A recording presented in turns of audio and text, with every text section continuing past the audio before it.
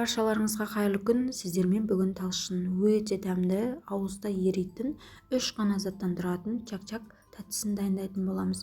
Өте керемет болып шығады. Сіздер де жасап көріңіздер. Менің басқа да рецептерімді жіберіп алмас үшін каналыма тіркеліп, лайк басып, қоңырау белгісін басып кетіңіздер.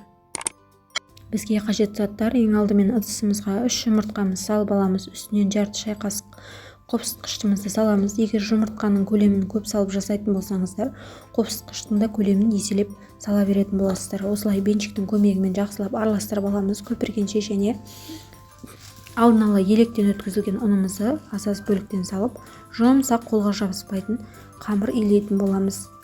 Қамырларыңыз қатты болып қалмасын, дұрыс жайылмай піскен соң қатты болып дұрыс шықпай қалатын болады. Және осылай дайын болған қамырымызды пакетке салып 30-40 минут көлемінде қойып қоятын боламыз. Міне біздің қамырымыздың июі қанып жұмсақ болып дайын тұр екен.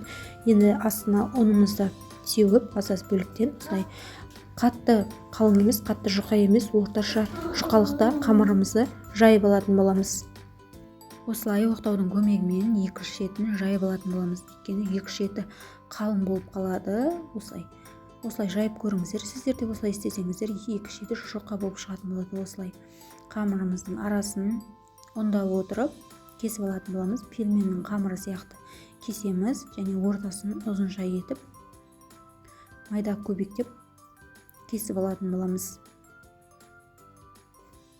Міндетті түрде арасына ұн сеуіп отырып кесіңіздер, әйтпесе арасы жабысып, дұрыс арасы ашылмай қалатын болады.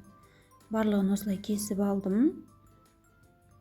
Және қызып тұрған майда орташа отта барлығын асас бөліктен салып пісіріп алатын боламыз. Біздің чак-чактарымыздың барлығы пісіп дайын болып жатыр. Астына құрғақ майлықтардың барлығын төсеп қойдым, майын сырғытып алу үшін. Және осылай ыдысымызға салып, үстінен қойылтылған сүтімізді, яғни сгущенкамызды құйып, астына дейін жақсылап қасықтың көмегімен араластыратын боламыз.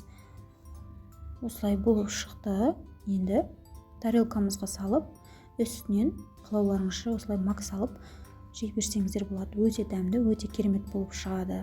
Рецепт ұнады деген сенімдемін. Менің каналыма тіркеліп, лайк басып, пікір жазып қолдап кетіңіздер. Сіздер де жасап көріңіздер. Ас болсын.